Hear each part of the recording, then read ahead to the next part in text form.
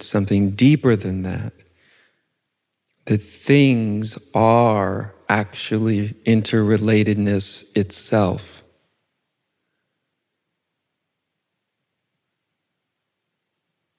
Things themselves are nothing but interrelatedness. They're not really things interrelating.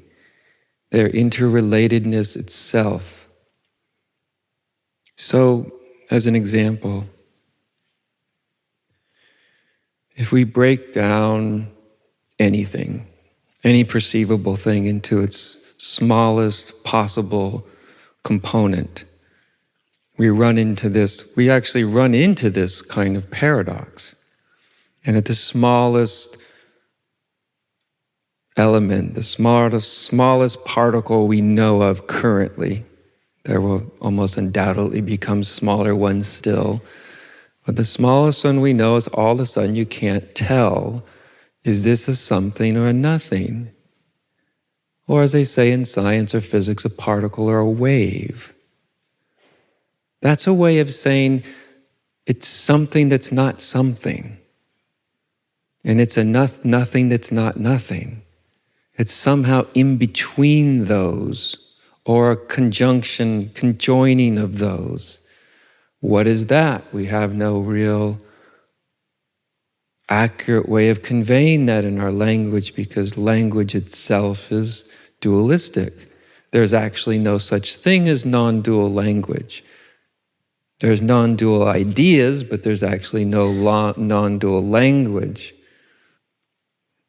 For instance, any word that I say is defined by everything else that it's not, right?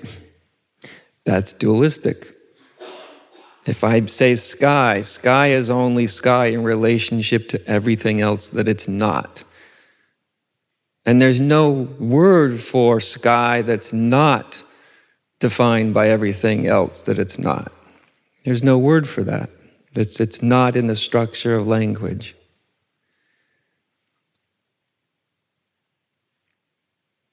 So of course, when we open our eyes and we take the immediate sense impressions, but actually we're not really taking the immediate sense impressions, they're already being interpreted for us.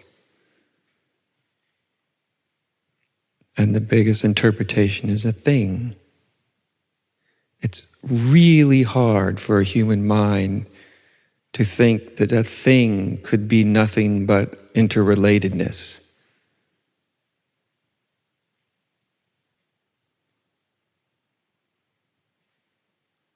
So this interrelatedness, not the interrelatedness necessarily amongst things or really small things or particle of things, but the interrelatedness itself ends up to be what things actually are.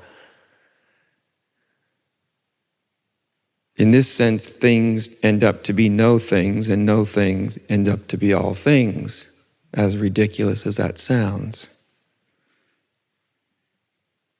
So when we hear these old phrases like no thing or nothing or nothingness, we shouldn't understand that conventionally.